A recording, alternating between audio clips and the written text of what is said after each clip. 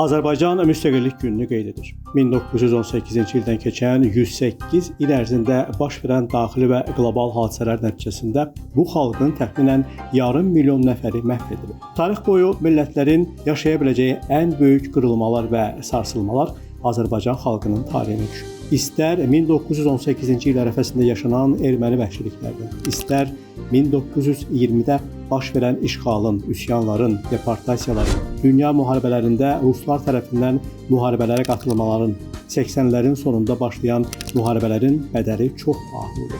500 min insanın böyük əksəriyyəti, hardasa 75%-i sırf gənc oğlan və qızlardan ibarət olub. Bu, bir əsrin ortalama indeksində 3-4 milyonluq xalqın hardasa 1/6-nin fiziki məhvi idi. Çıxarılan ilk tarixi və emosional qiymət elə budur. Biz başqalarının savaşında qurban edilmişdik. Müstəqil olmaq üçün isə şəhidlik aqibətini yaşamışdıq. Bugün Azərbaycanın dövlət müstəqilliyinin 108 illiyidir. 6 il əvvəl yaşanan Vətən savaşı, 3 il öncə reallaşan antiterror əməliyyatı bizə müstəqilliyin yanında suverenliyin də bərpasını vermişdir. Bəs ən maraqlı və kuryoz sual nə ola bilərdi ki, biz onu müasir tarixin, bizim müstəqillik savaşı tarixinin, lap elə son 200 illik tarixin heyfini çıxa bildik kimi cavablaya bilirik? Sizə tarixin ən möhtəşəm bir kadrını təqdim edəcəyik.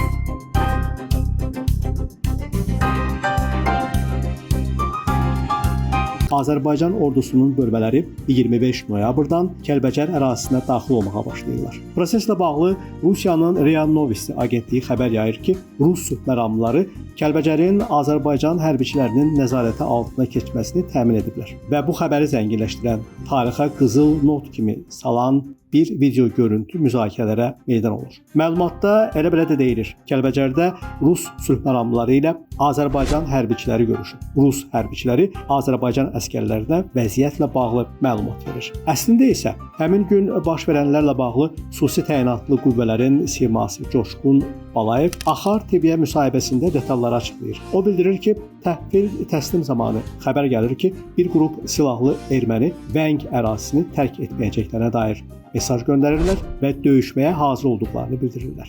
Gündüz Səfərdinin rəhbərlik etdiyi mobil qrup 3 nəfərlə Rus generalının fəaliyyət göstərdiyi zonaya daxil olur və hesabat tələb edir. Coşqun Vəliyev açıqlayır. Stat: Gündüz səfərli ilə ikimiz idik. Yanımızda bizim bayrağı tutan qardaşımız da var idi. Gündüz səfərli dedi ki, gəlin ruslarla danışaq, görək məsələ nədir? Orada ermənilər varmı, yoxmu? Müdaxilə etmək lazımdırmı, yoxsa yox? Biz onlara yaxınlaşdıq. Onlardan da 2 nəfər bizə tərəf gəldi. Onlardan biri Rus generalı idi. Yaxınlaşanda özünü təqdim etdi.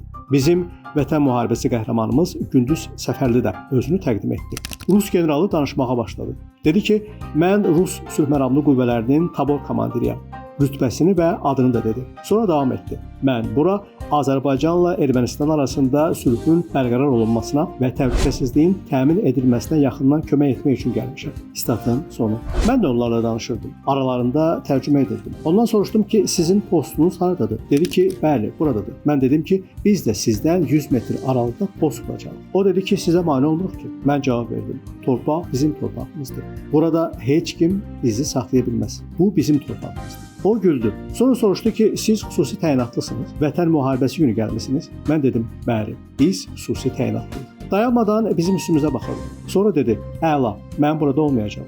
Əgər burada olmasam, kapitanım olacaq. Onunla danışa bilərsiniz. Bu zaman Gündüz Səfərli dedi, bizə kimləsə danışmaq lazım deyil. Siz buradan nə vaxt gedəcəksiniz, onu deyin. Çünki biz bütün ərazini nəzarətə götürməyə gəlmişik. O da cavab verdi, biz onsuz da gedəcəyik, burada qalmayacağıq. Biz də orada mövqe tutduq. Sonra vidalaşdıq. O bizə hərbi salam verdi. Döyüş şəraiti olduğuna, qarşımda silahım olduğuna və qarşımdakı şəxs Rus olduğuna görə mən salyutu qəbul etmədim. Cavab vermədim. Nə gün idi o gün? Görüşdə danışılan mövzunun bir filmə mövzu olması öz yerində. Bu dialoq məlum olmasaydı belə, videoda bir detal var.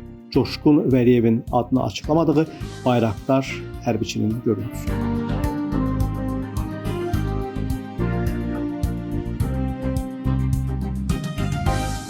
Ümumi fonda Rus bayrağı yarı erməni, yarı latın qrafikası ilə yazılmış Dadibank lövhəsinin üstündə dalğalanır. Aşağıdakı görüşdə. Psixoloji savaşda isə qəhrəman hərbiçilərimiz ağaca taxılmış bayrağımıza görüş yeri də deyil. Orada bildiyimiz cəbhə xətti idi və o bayraq da döyüş bayrağı idi ki, bununla yaxınlaşması ağac qurusuna Budağında belə olmasına baxmayaraq, bayrağı daşıması savaşın səbrinin, psixoloji üstünlüyünün, varlığının, bir sözlə qalibin meydan oxumasının ta əsrlərdən bəri özü idi.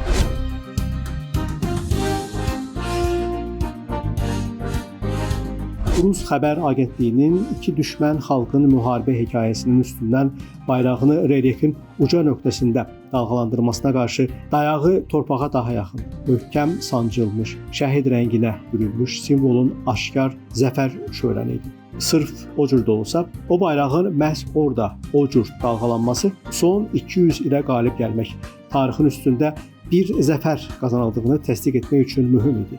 Çünki o bayrağın qaldırılması Kürəkçaya, Gəncəli Cavad xanın qatillərinə, Gülüstana, Türkmənçaya, Zəngəzura, 27 aprelə, 20 yanvara, 26 fevrala, mədədyanlara, o cümlədən Sisiyanovlara, Yermolovlara, Rus çəkmələrinin altında əzilən tarixə, bir sözlə bu coğrafiyadan bizi silib atmağa hesablanmış 200 illik epoxaya birdəfəlik son qoymaq hadisəsi baş vermişdi.